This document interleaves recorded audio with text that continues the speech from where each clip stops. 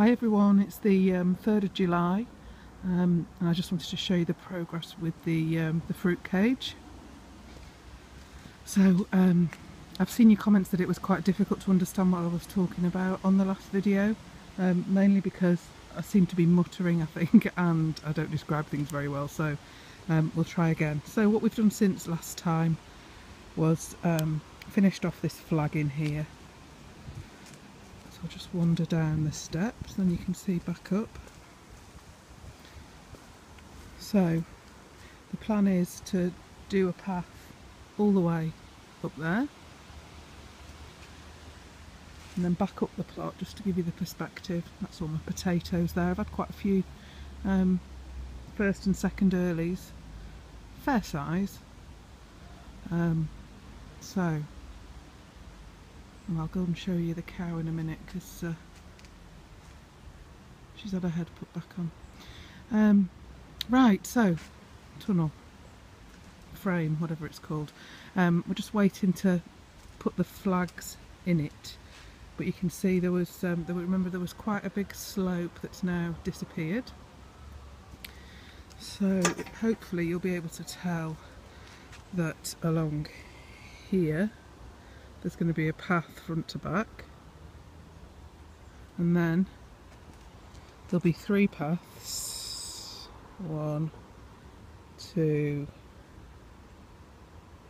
3, with beds between them.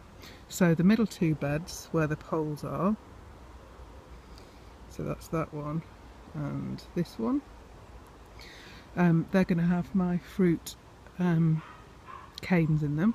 And then I'm probably going to do strawberries at the very back here, and then I'll do a bed here just at the front, probably with some brassicas in it, and that's the fruit cage done.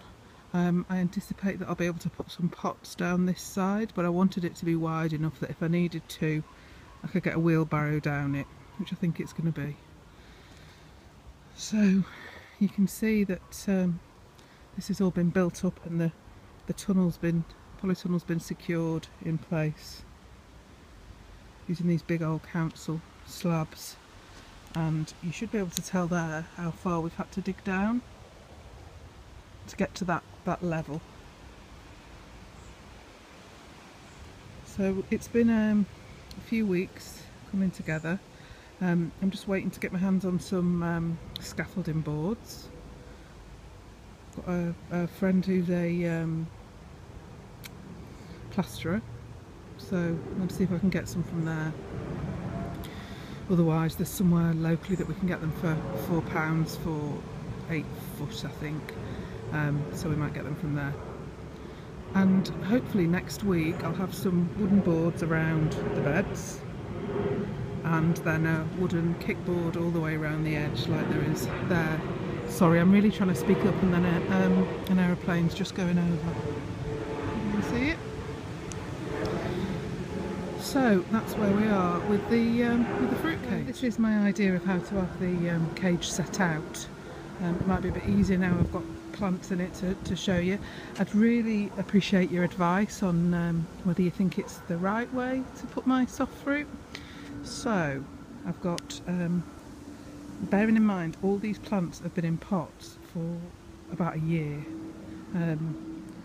The raspberries, which I'll start with, were somebody's spares, so I've got 16 plants. I've put the autumn ones on this side and then the summer fruiting ones on the other side. Is that the best way, do you think, to have them in there, separated by when they fruit? And I'm hoping that I'll be able to pick from each side, so pick along this side. I'm just not sure if I'll need some kind of steps up the middle as well, which will mean I've probably got to have some way of getting through here to do the middle of this side. I don't really want to have to put them in one row at a time. And then on this bed, I'm not a massive fan of gooseberries, but I've got again, someone's given me a gooseberry bush. I've got a blueberry and I've got a red currant, so they're here at the front. They look very close together, they won't be by the time I've finished. And then I've got 6 black currants, and my plan is just to put them in a block there. I've no idea how far apart they need to go. Does that look far enough? And then I think I'm going to put my strawberries in this bed here and brassicas down here. Or I've got a strawberry frame that I can put up this corner with grow bags in it, and I want to hang some as well, some strawberries off the top. So hope that gives you a better understanding of how my fruit gauge is going to be. As I say, the cow's got to head back after it fell off. Parsnips are growing very well inside. Got some nice flowers around the tree. I'm just at the corner here. Everything else is much as you would expect at this time of year. So the beans are doing really well. They're butter beans there. And then I've got my Greek giganti beans over the top here. Lots of flowers on them.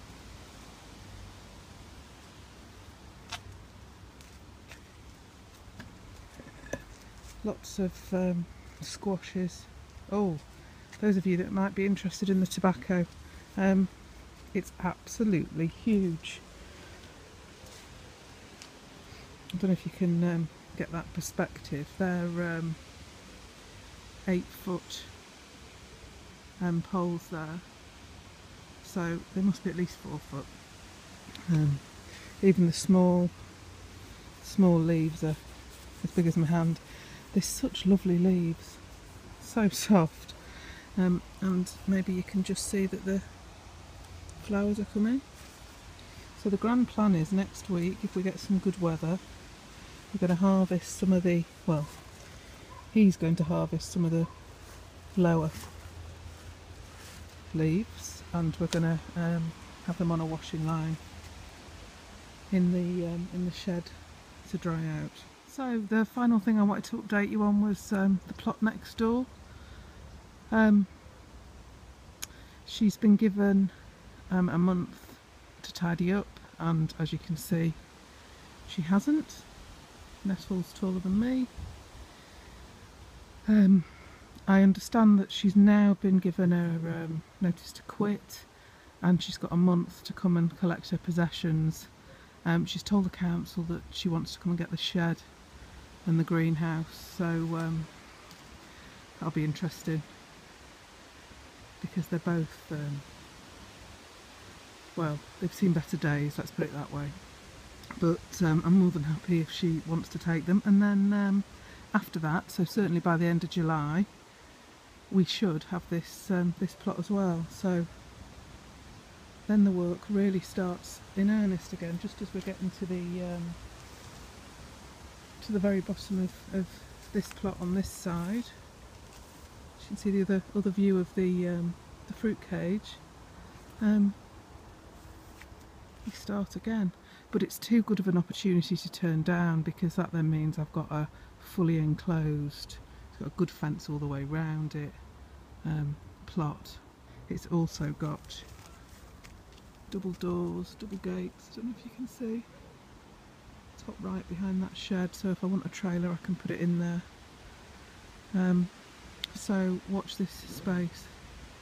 Might be a nice project, which is just very well timed actually, because I found out today that I'm going to get made redundant from work, which has been on the cards for a long time, but finally I had my redundancy notice yesterday, so unless I find another job within the next 3 months, the good old NHS are making me redundant, and I'll be looking for another job, probably do some interim work so that I can get a better work-life balance.